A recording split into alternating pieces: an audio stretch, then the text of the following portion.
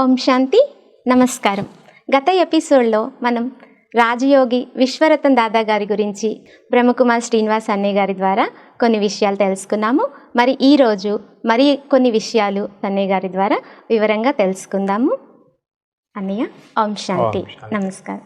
ఇంకా జ్ఞానం సబ్జెక్ట్కి వస్తే జ్ఞానం విషయంలో ఎలా ఉండేవారు దాదా గారు? శివ బాబా మీద, బ్రహ్మ బాబా మీద, జ్ఞానం మీద విశ్వాసం ఉంది. ఓకే. బాబా మురళిలో మనకు డైరెక్షన్స్ ఇస్తాడు. జ్ఞానం అంటేనే మురళి అంటే భగవంతుడి మహావాక్యాలనే మురళి అంటాం. ఆ మాదిరిగా ఏం చెప్పాడు ఈరోజు బాబా? ఓకే. నేను ఇప్పుడు ఒక సాధారణ వ్యక్తిని, కానీ భవిష్యత్తులో సత్యుగంలో నేను ఒక రాజా మహారాజుగా తయారవుతాను అని ఇటువంటిది విశ్వాసం. చాలా సింపుల్ వ్యక్తి, చాలా మర్యాద పూర్వకంగా మాట్లాడే వ్యక్తి. ఆ మాటలు చాలా సాఫ్ట్ గా ఉంటాయి.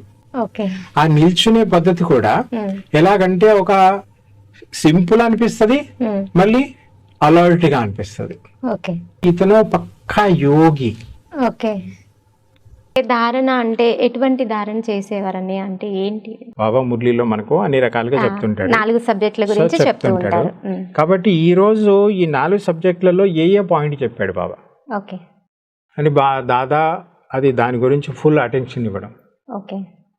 ప్రతిదీ ఏదైతే బాబా చెప్పాడో ఆ మహావాక్యాల ద్వారా అవి విని మనం అదే మాదిరిగా పర్ఫెక్ట్ గా నడవాలి. బాబా ఏం చెప్తాడు జనరల్గానైతే? పవిత్రమైన భోజనం తినాలి. సరే, పవిత్రమైనటువంటి భోజనం అయితే యజ్ఞంలోనైతే అదే భోజనం దొరుకుతున్నది. కానీ దాన్ని తినేటప్పుడు మనసులో ఏమైనా లాలచ్ ఏమంటాం మనం? ఆసక్తి, కోరిక అలాంటిది రాకుండా ఉండాలిగా. ఇది బ్రహ్మ భోజనం, పవిత్రమైనటువంటి భోజనము. ఈ భోజనాన్ని నేను స్వీకరిస్తే అప్పుడు ఇది మనసుకి, శరీరానికి, రెండిటికి శక్తిని ఇస్తుంది. తినేటప్పుడు కూడా పవిత్రమైనటువంటి మనస్సుతోటి బాబా ఏ మాదిరినైతే డైరెక్షన్ ఇచ్చాడు శివ బాబా బ్రహ్మ బాబా ద్వారా, సో ఆ మాదిరిగా అతను నడవాలా వద్దా? అదే మాదిరిగా తినాలి. ఈ భోజనాన్ని ఒకసారి నోట్లో పెట్టుకొని 32 సార్లు నమలాలే అని అంటారు. అది నేచర్ క్యూర్ లో పద్ధతి.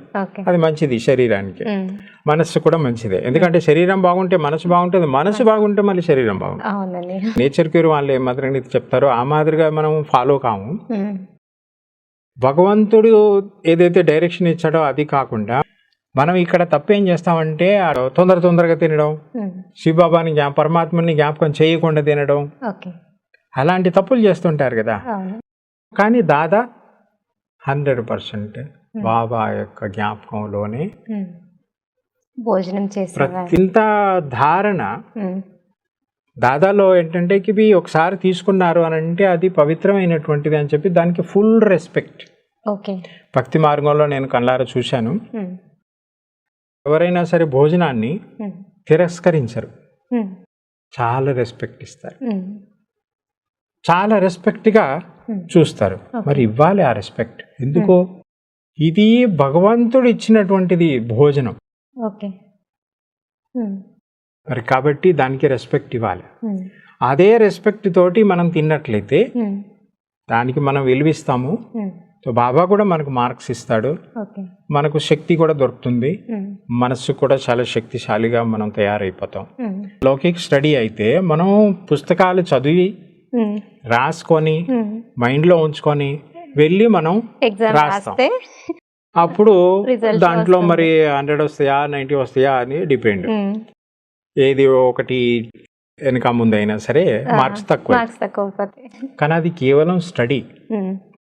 ఇక్కడ స్టడీతో పాటు జ్ఞానం ఫస్ట్ వచ్చింది, జ్ఞానం తర్వాతనే కదా మిగతా వస్తాయి. ఆ జ్ఞానం అర్థం చేసుకొని అందులో నడవాలే అని ఇటువంటి దృఢ సంకల్పంతో యోగము 100%, ధారణ 100%, సేవ 100%. ధారణలో ఏ 1% ఉన్నా సరే మిగతా అన్ని కూడా డిస్టర్బ్ అయ్యాయి. ఎక్కువ మంది లేరు కాబట్టి అన్నేలు దాదాకి ఆల్రౌండర్ గా అంటే అన్ని రకాలుగా సేవ రౌండ్ సేవ అంటే ఇంకేం సేవలు చేసేవారు అన్నయ్య దాదా? దాదా మెడిసిన్ ఇచ్చేది, ఓకే, డిస్పెన్సరీ. దాదా నైట్ డ్యూటీ కూడా చేసేది. ఓకే, సెక్యూరిటీగా. ఇప్పుడు రోటీ డిపార్ట్మెంట్ ఉంది, భోజనం డిపార్ట్మెంట్ ఉంది, కూరగాయల డిపార్ట్మెంట్, ఏదైనా ఇది చేశాడు ఇది చెయ్యలేదు అనేటువంటిది లేదు ఓకే దాదాలో. నిర్మాణం విషు దాది ఏ మాదిరినైతే accurate గా చూసుకునేదో అకౌంట్స్ ని ఇష్యూ దాదాలో ఏ మాత్రం కూడా తేడా లేదు. ఓకే. ఇద్దరికి మనం చూసినట్లయితే ఈ వ్యవహారంలో అక్యురసీలో కరెక్ట్గా ట్రూ కాపీస్ ఇద్దరికి. ఓకే, అంత బాధ్యతాయుతంగా ఇద్దరు సేవ చేసేవారు. 4 సబ్జెక్ట్లో కూడా దాదా 100% మార్క్స్ తీసుకున్నటువంటి ఆత్మ. ఓకే. ఓం శాంతి. ఓం శాంతి.